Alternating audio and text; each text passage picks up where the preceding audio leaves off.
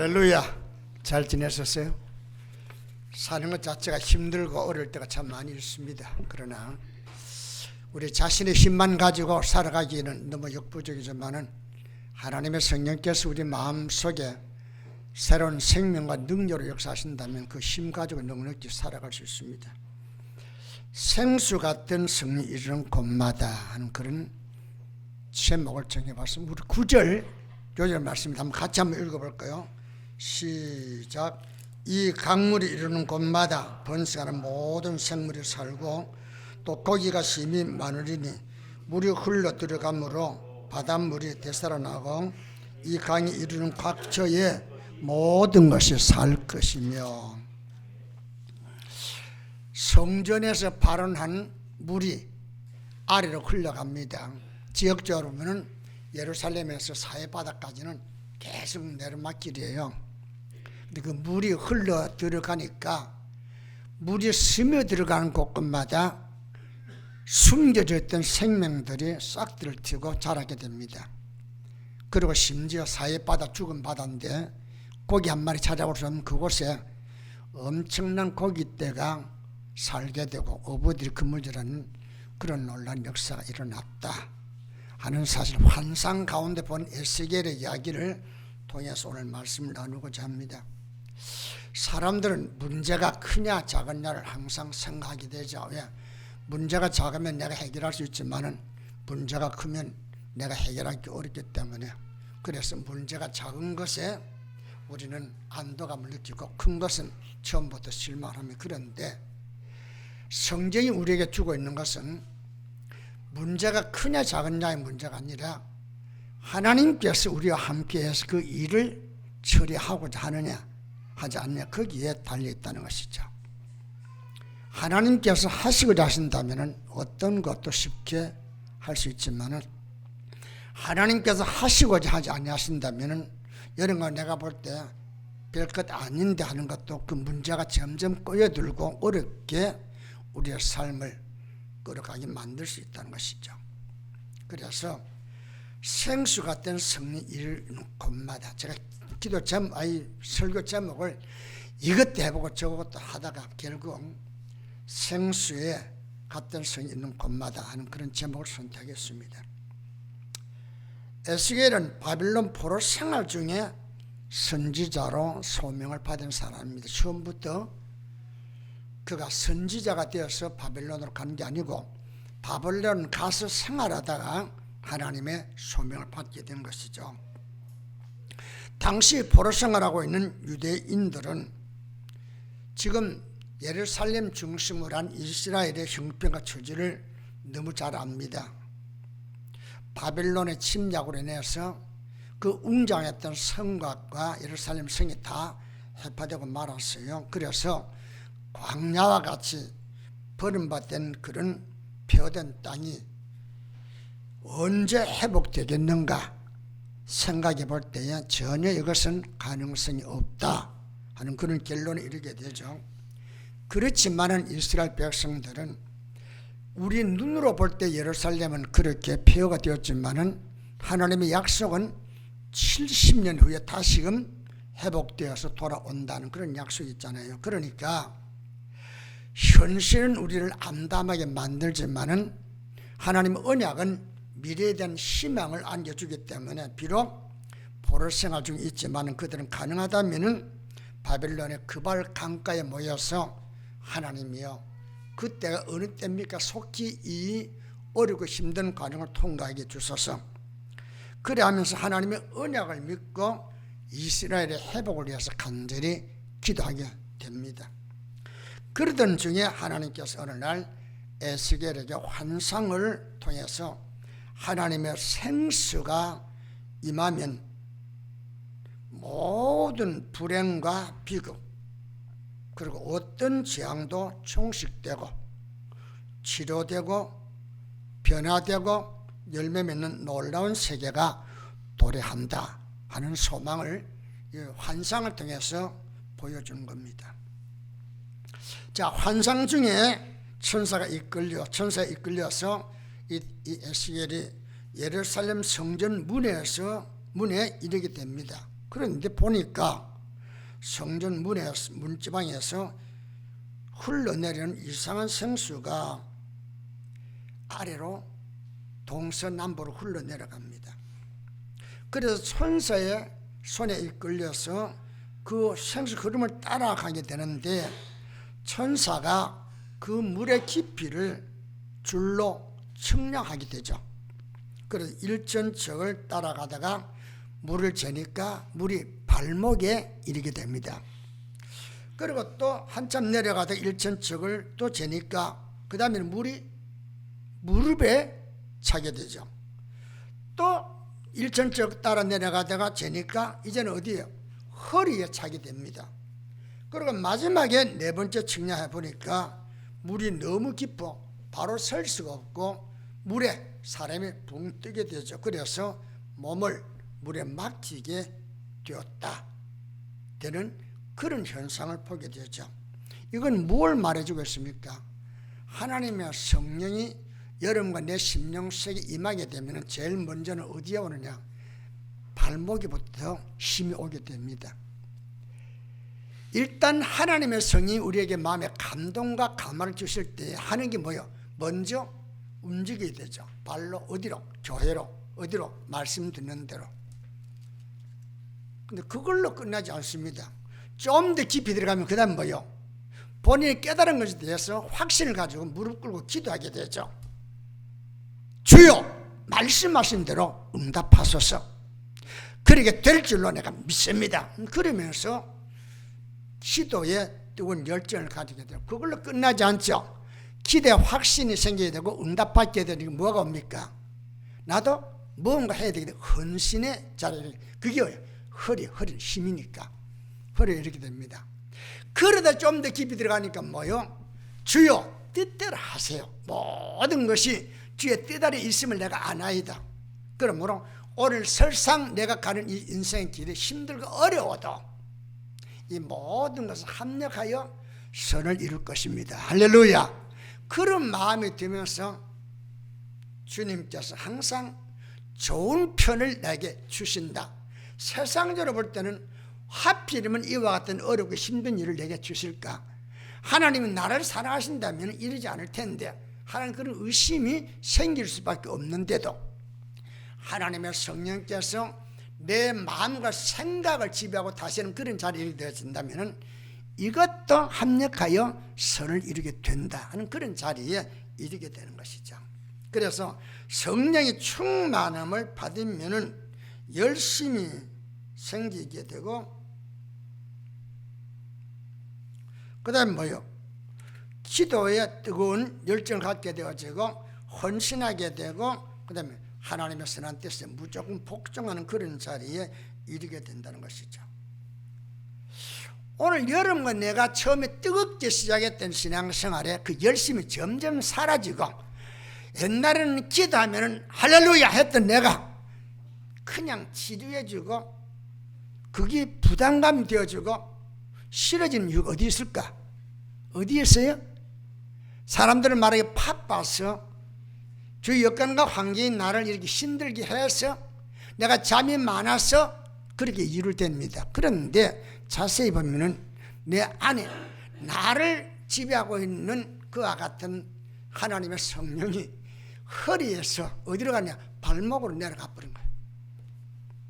어쩔 수 없이 교회는 나오는데 기도는 없어. 어쩔 수 없이 교회나 기도까지 하는데 헌신을 안 해. 그리고 그것까지는 내가 하는데 주여 믿습니다 하고 나가진 않아. 왜 그러냐? 힘이 없으니까. 나를 이끌어가는 저력 에너지가 내 안에 있어야 될 텐데 알기는 아는데도 나를 이끌어갈 수 있는 힘이 내게 없단 말입니다. 그러니까 여러분과 내가 그냥 내 열심으로 가지고 신앙생활 하려니까 그게 얼마나 고달프냐 말입니다.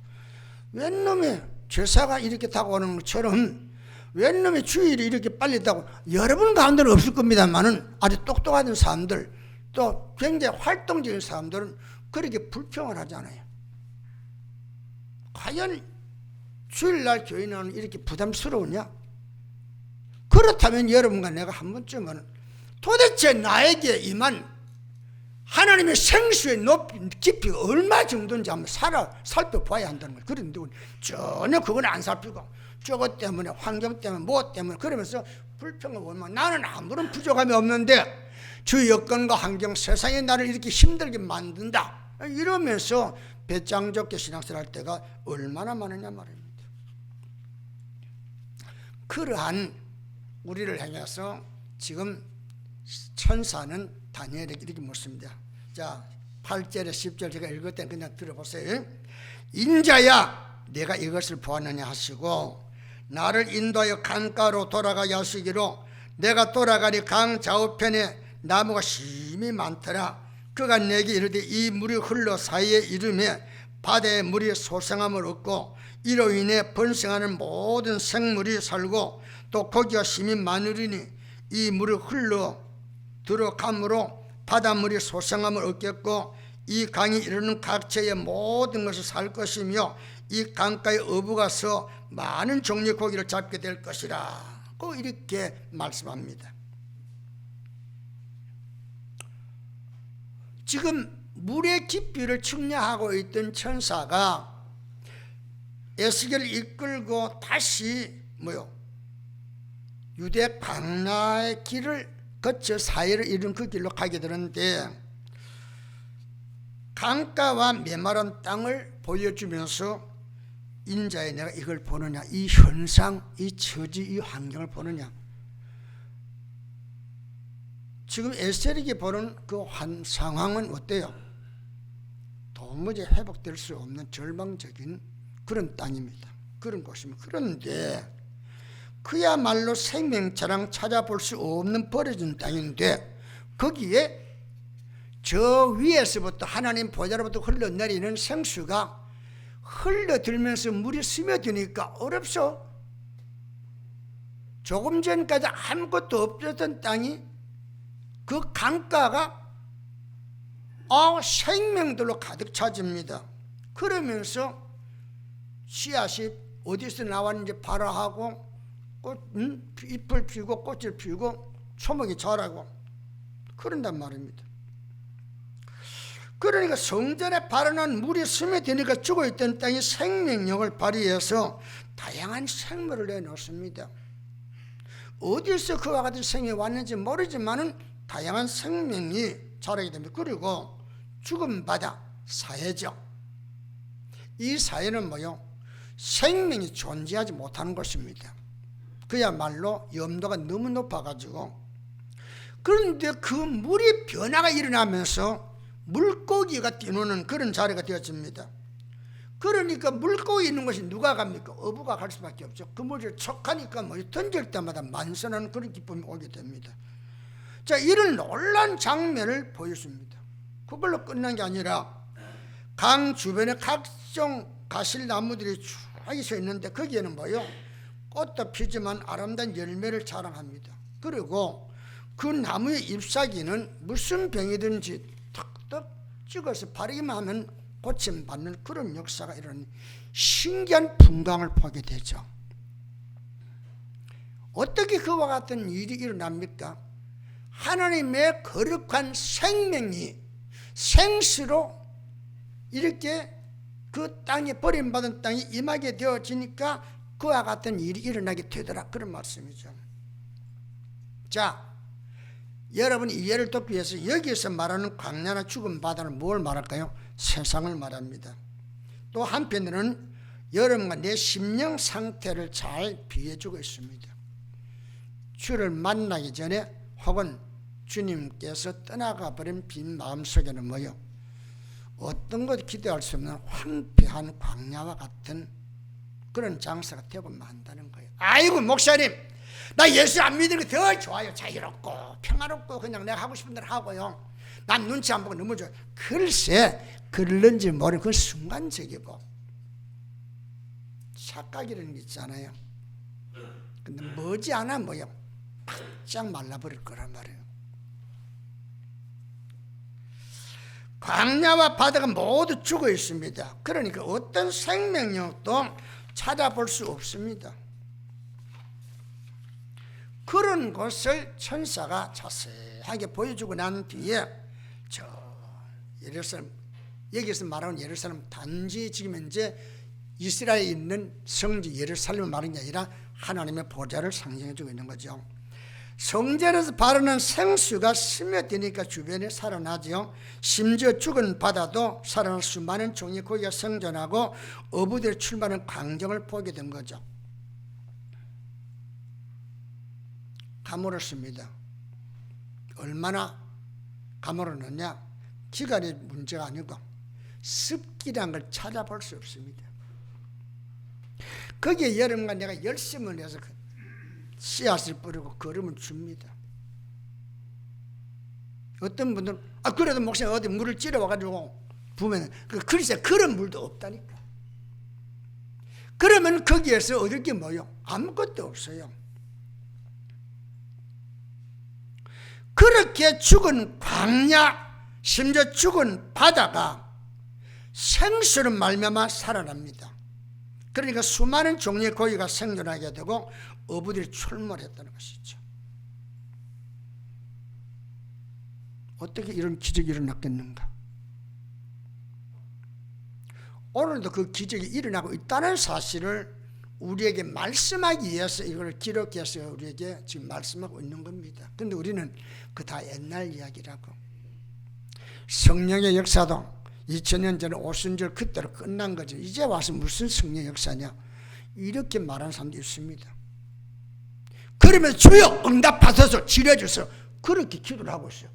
전혀 성령의 역사는 일어나지 않는다 하면서도 급하면 아이고 주님 도와주세요. 왜 그렇게 합니까? 처음부터 믿지. 그리고 다시 12절은 이렇게 말하죠. 강 좌우가에는 각종 먹을 실과 나무가 자라서 그 입에 시들지 아니하며 실과가 끊기지 아니하고 달마다 새 실과를 맺으리니 그 물이 성소로 말미암아 나옵니다.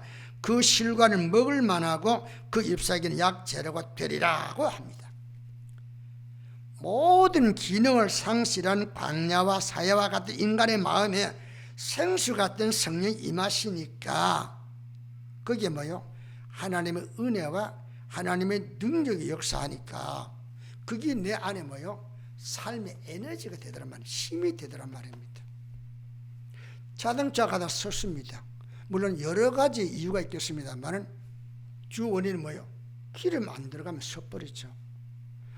제 아무리 좋은 차라도 기름 자체가 에너지인데 그게 안 들어가면은 가지 못하는 겁니다. 여러분과 내가 신앙생활의 주 에너지가 뭐냐? 성령입니다. 근데 우리는 성령은 제껴놓고 내 임의로 내 정력대로 내가 원하는 대로 내가 좋아하는 방향으로 내가 하고 싶은 대로 신앙생활을 하려고 합니다. 그러니까 열심히 해요. 누가 보든지 괜찮다 그러지만은 자기 안에 하나님 뜻보다는 욕심이 가득 차서 그 욕심을 이루기 위해서 신앙생활을 하고 있는 거예요. 그걸 일컬 우리는 종교생활에 이렇게 말합니다. 그러니까 자기들은 대단한 열매를 맺었다 하지만은 얼마 지나고 보니까 뭐요? 도무지 상품화될 수 없는 극상품이 아닌 별 볼일 없는 거라. 그러니까 조금만 지나면 뭐요? 팍 썩어버리고 소멸돼 버리는 거죠. 그러니까 생수 같은 성령이 임하니까 모든 불행과 비극이 우리 안에 있던 것이 뭐요? 슬그머니 빠져나가 버린단 말입니다. 그러면 대신에 뭐요? 예수 안에 생명이 내게 공급되면서 풍요와 나도 모르는 치료의 역사가 일어나게 됩니다. 그러면서 나 자신도 모르는 변화를 내가 갖게 되는 것이죠. 전에는 죽어도 양보 못하고 삽니다. 나를 두고 한 이야기가 그렇다는 것이죠. 나는 저 인간은 절대로 같이 하지 못해. 용서할 수 없어. 그랬습니다. 내가 볼 때 나는 절대로 잘했고 저 사람 잘 못하는 거야. 그래서 나는 너와는 다 근본적으로 다른 사람 이렇게 우월감을 가지고 살았습니다. 그런데 어느 날 하나님의 성령께서 내 마음을 사로잡으니까 너 저 사람을 판단하고 정죄할 자격이 있냐?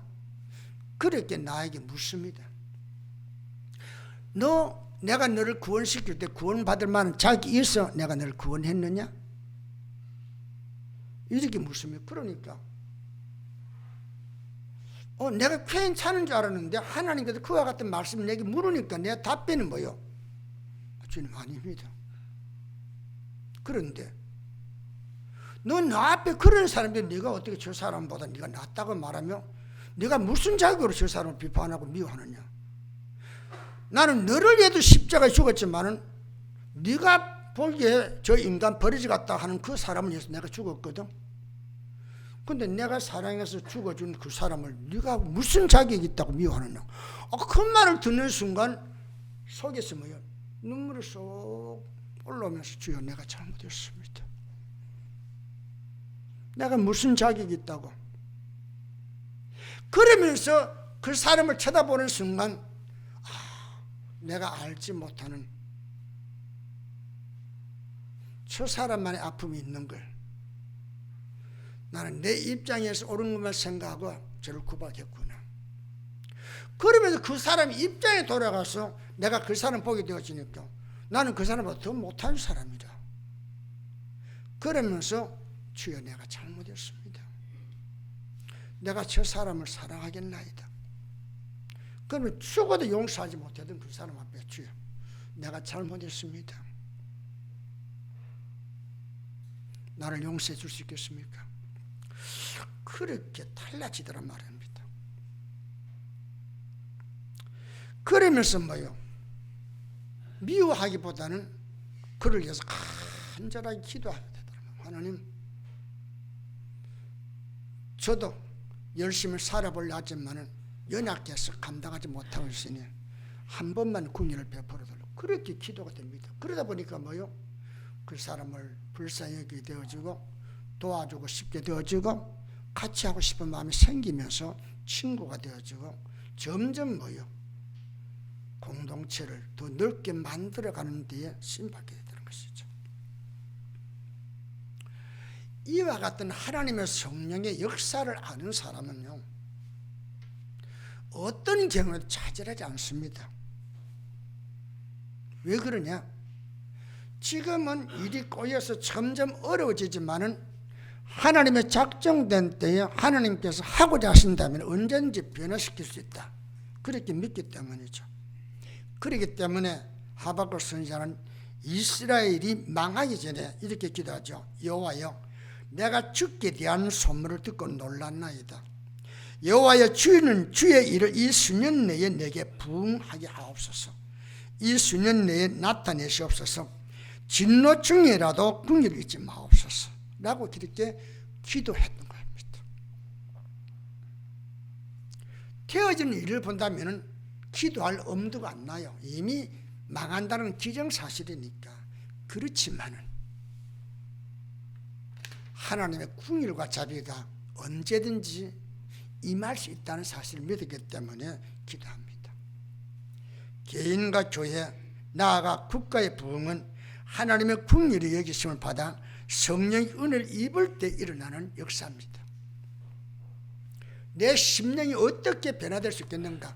하나님의 은혜가 임할 때예요. 내가 어떻게 능력 있는 삶을 살아갈 수 있을까? 내 힘이 아니라 내 안에서 나로 밀어붙이는 그 힘에 의해서 내가 살아있는 것이죠.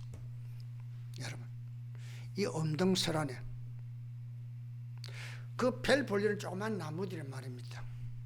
얼지 않고 여전히 자라고 있잖아요. 난 그걸 볼 때 너무 신기해요. 아니 바로 옆에는 막 그냥 얼음이 얼고 눈이 푹 쌓였는데도 그것들은 그냥 그대로 자라죠. 뭐가? 뿌리에서 힘을 공급하니까, 뜨거운 열기로 허락해 주니까 얼음이 그걸 얼게 하지 못하고 계속 그들의 생명을 보존하게 만들고 자라고, 봄만 되면 쑥 자라잖아요.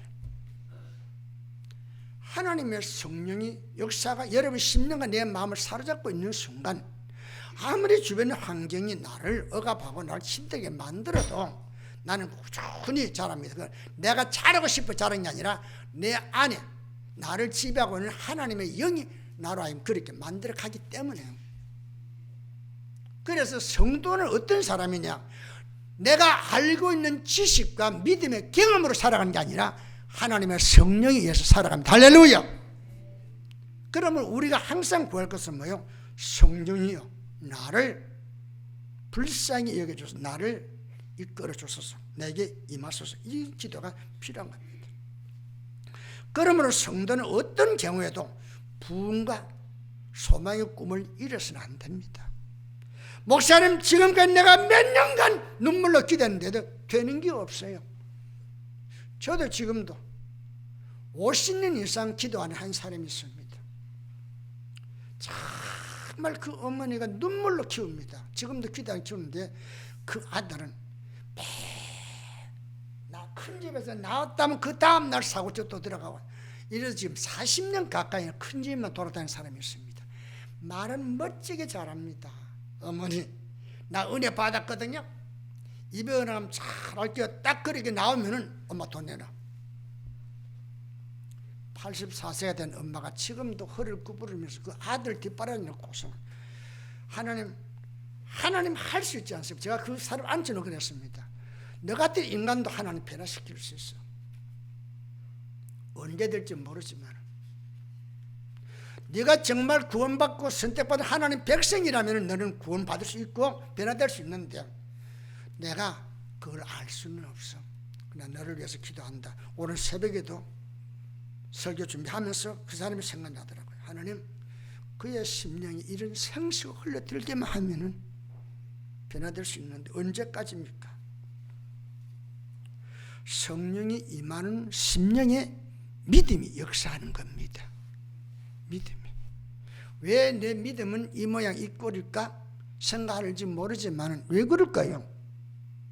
하나님의 성령이 에너지와 강력한 능력이 되어서 여러분을 이끌어가는 게 아니라 내가 알고 있는 지식과 윤리적인 그와 같은 마음을 가지고 종교생활을 하려고 하니까 내가 열심히 내면 열심히 있고 없으면 없는 대로. 그런데 내가 열심히 안 내려고 해도 내 안에서 밀어붙이는 강력한 그 힘, 그게 우리 신앙의 자원이 되어야 됩니다. 그런데 우리는 그와 같은 욕심을 갖지 않을 때가 너무 많이 있죠. 에스겔은 환상을 통해 어떤 생명체도 강야처럼 수분을 공급받지 못하면 시들어 버리지만은 심지어 죽어가던 생명도 충분한 물을 공급받으면 소생하듯 죄로 인해 모든 기능을 상실했던 인생도 성령의 내재로 소생할 수 있다는 사실을 보게 된 거죠. 예수님은 나는 부활이요 생명이라고 했습니다. 생명 자체라 그랬습니다. 내가 너에게 생명을 주는 영원히 멸망치 않는다 그랬잖아요. 사도 요한은 아들이 있는 자에게는 생명이 있고 하나님의 아들이 없는 자에게는 생명이 없느니라고 일괄했습니다. 예수님을 영접하는 자는 예수의 생명을 자기 안에 소유했기에 그 생명에 의해서 다양한 삶의 열매를 맺게 되는 겁니다.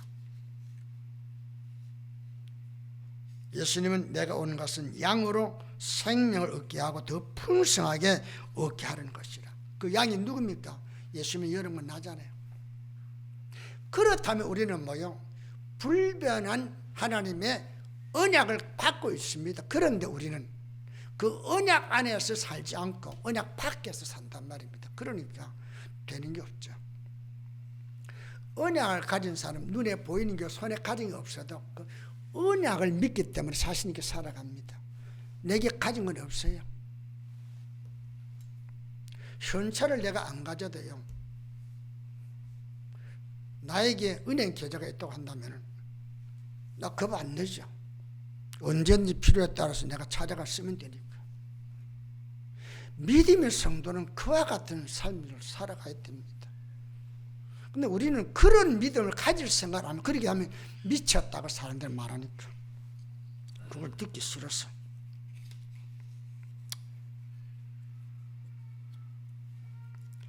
그러므로 예수님은 당신의 생명을 더 풍성하게 얻기 위해서 성령을 구할 것을 우리에게 소원하시고, 그리고 또 명령도 하시고, 그래서 예수님은 자신의 부활의 영원한 몸을 보이는 자리에서 제자들에게 말하기를 저희를 향해서 숨을 내쉬며 가르치되 성령을 받으라.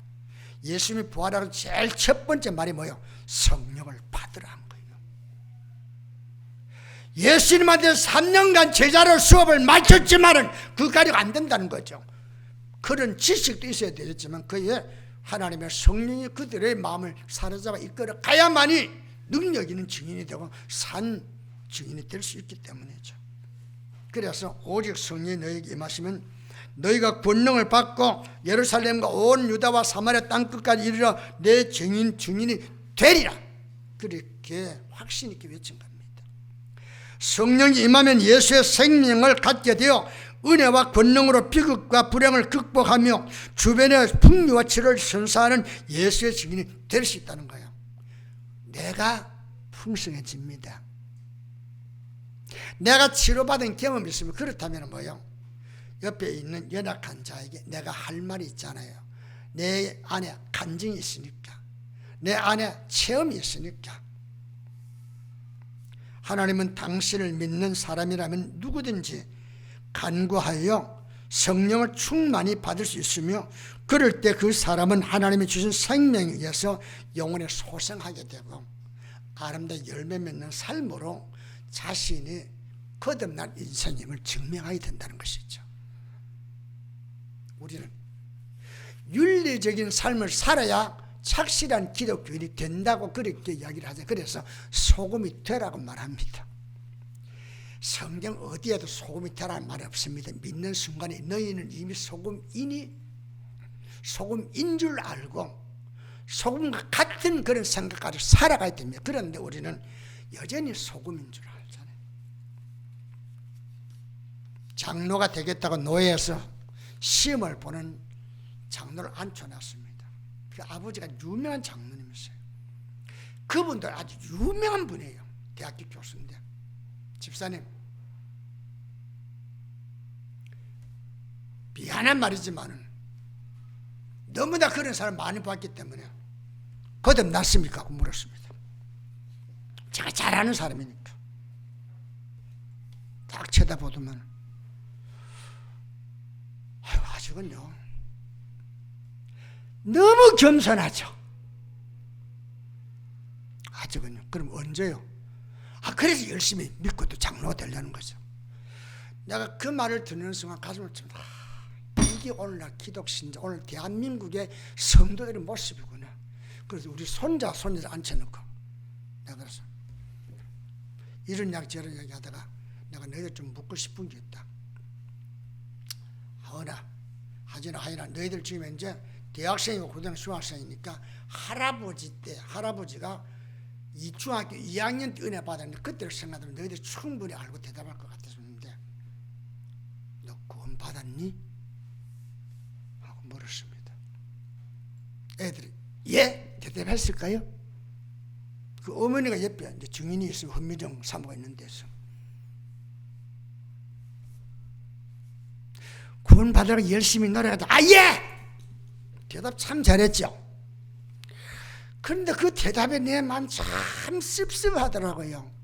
이게 오늘 우리의 자녀들의 현 주소구나. 목사님들이 그걸 안 봐요. 교인 만들려고 생각하지 거듭난 것 점검하지 않습니다. 내가 여러분을 묻고 싶은 게 장로님 권사님 거듭났습니까? 거듭난 증거가 뭐요? 하고 따지고 싶습니다.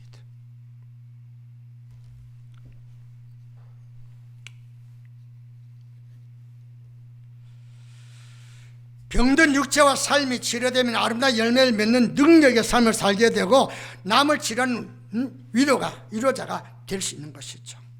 에스겔의 환상은 오순절에 임한 성령 강림으로 구체적으로 증명되었는데 성령이 임하자 개인 심령과 교회의 질적 양적인 분이 일어났죠. 광야와 같이 황폐하며 아무짝에도 쓸모없고 기대조차 할 수 없는 인생일지라도 성령이 그에게 임하시면 하나님의 새 생명이 공급되어 다양한 성령의 삶과 열매를 맺게 되는 겁니다. 그 사람이 정말 성도인가를 알고 싶다면 그 사람의 말과 행동이 어떤 걸 보면 합니다. 교회를 다니고 몇십 년 다니고 장로가 되고 권사가 되었다 할지라도 거듭난 성령의 사람은 반드시 뭐요? 실수도 하고 연약함 때 넘어지기도 하지만은 여전히 그는 뭐요? 성령의 열매를 맺는 데다가 집중하지 함부로 살아가지 않습니다. 개인과 교회가 침체되었다고 한탄한 신자들을 향해서 에스겔 선지자는 이렇게 말합니다. 성전 문에서 흐르는 생수가 흘러가는 곳간마다, 그 생수에 접촉하는 곳간마다 기능을 상실했던 모든 곳을 소생케 하고 치료하게 만들고 회복을 안겨주고 다양한 열매를 맺는 신기한 역사를 일어나게 한다는 거죠. 그래서 주님은 우리에게 너희가 악할지라도 자식에게 좋은 것을 줄 줄 알거든 하물며 너희 하나님께서 구하는 자에게 성령을 주시지 않겠느냐. 당연한 하나님의 자녀로서 구해야 할 자격이 있고 구할 때 아버지는 당연히 자식의 기도에 응답해 주겠다. 할렐루야. 그렇게 믿는다면 기도해야 될 거 아니에요. 그죠? 근데 여러분과 나는 똑똑한 머리 가지고 재고 있습니다. 엄청난 많은 기독 신자가 지옥으로 갈 겁니다. 왜? 거듭나지 않고 예수를 자기의 생명의 주로 영접하지 않고 있기 때문입니다. 성령을 받으면 하나님의 생명에 의해 살아가게 되는 겁니다. 예레미야 선지자는 그래서 일을 행하시는 여호와, 지금도 일을 하고 있다는 것이죠. 그것을 만들어 성취하시는 여호와, 어떤 일에 목표를 세웠으면 그 일을 이뤄가기 위해 지금도 뭐요? 그 일을 만들어서 이뤄가는 하나님. 그의 이름을 여호와라는 이가 이르시되 너희는 내게 부르짖으라. 내가 내게 응답하였고 내가 알지 못하고 크고 비밀한 일을 내게 보이리라. 약속하셨다고 우리에게 말해주고 있습니다. 이 약속을 받았다면 그 약속을 여러분과 내가 신뢰하고 따라가야 될 거 아니에요. 근데 오늘 이 설교를 듣고 돌아가는 여러분 가운데 몇 명이나 이 말씀 붙잡혀서 살아가겠는가? 의문됩니다. 예수님은 내 아버지께서 이제까지 일하시는 나도 또한 일한다고 했습니다. 예수님은 육체를 가리기 때문에 우리와 같이 하기가 어렵습니다. 시공간의 제한을 받아야 돼. 그래서 내가 가는 것이 너에게 유리하니 내가 가면 다른 보혜사, 나와 똑같은 보혜사를 너에게 보내주고 그가 너희와 함께하리라.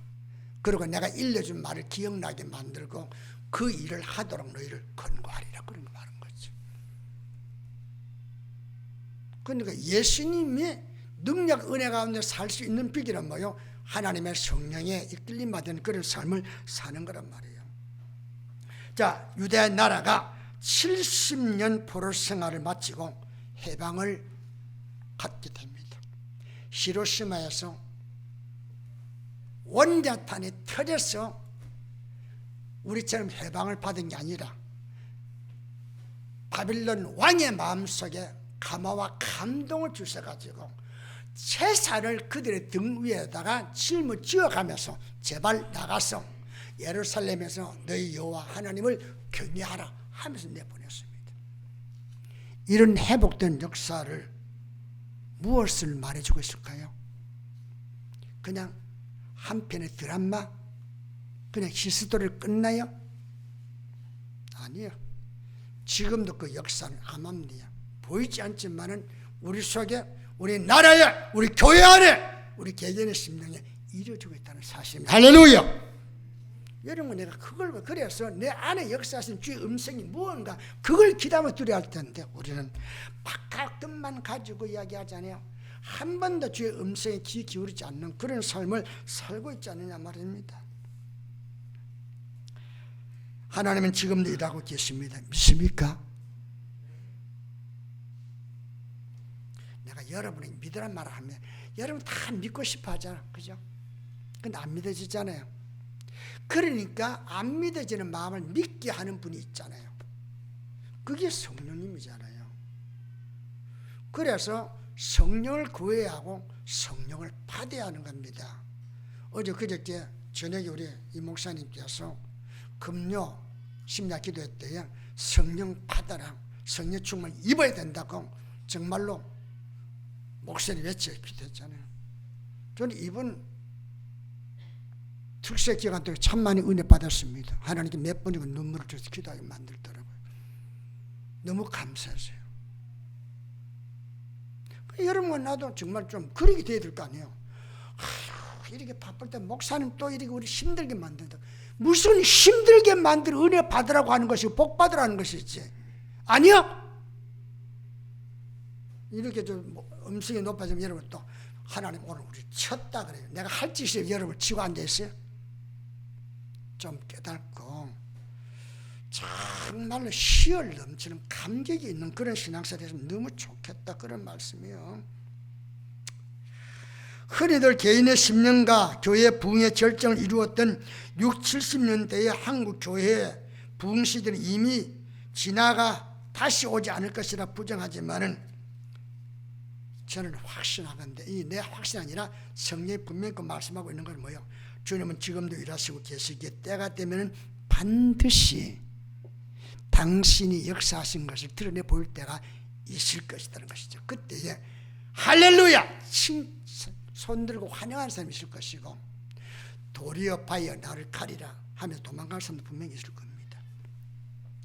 사랑하는 성도 여러분, 설상 그곳이 광야와 사야와 같은 심령일지라도 그리고 교회일지라도 성령이 임하시면은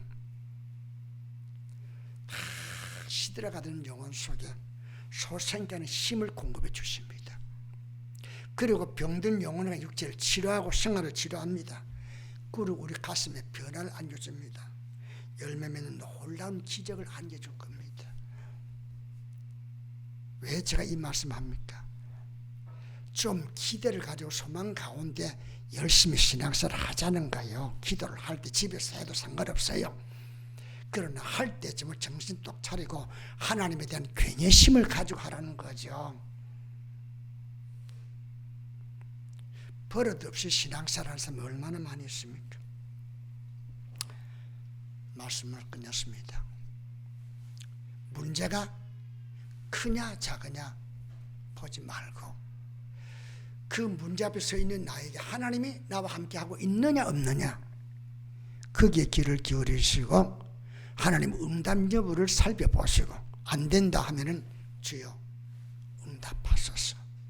하나님의 성의 도움을 구해서 여러분의 삶이 에스겔이 본 환상 가운데 들어가서 그 풍요로운 마음껏 누리며 간증하는 그런 삶이 되기를 주의 이름으로 축원합니다.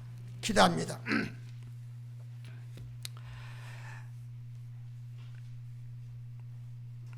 오랜 가뭄으로 습기가 완전히 말라버려 그나마 살아있던 나무들까지 초목까지 다 죽어 폐허가 된 광야에 하나님의 성전에서부터 비롯된 생수가 흘려들어 그 땅을 적시며 흘러가니까 그 물이 스며드는 곳에는 이상하게도 생명력이 공급되어지면서 씨앗이 발화하게 되고 죽었다고 여기던 뿌리들에게서 생기가 돋아나면서 하루아침에 변화가 일어나게 되고 죽은 바다 기대할 것이 없었던 그곳에 고깃대가 모여들고 어부들이 그물질로 고기 잡는 이 놀라운 역사가 일어나게 되고 강 좌우에는 아름다운 열매로 우리의 마음을 흡족하게 만들 뿐만 아니라 치료하는 역사를 안겨주어 엄청난 변화가 일어난 부흥의 역사를 보여주었습니다. 이것은 그냥 이야기가 아니라 오늘도 하나님의 성령이 임하는 곳에 그런 역사가 일어날 수 있다는 것을 보여준 것인 줄로 믿습니다. 하나님 아버지, 우리 초대교회 성도들 그리고 우리 초대교회의 성령의 충만함을 허락해 주셔서 성령에 이끌림 받고 성령에 사로잡힘 되어서 열매 맺고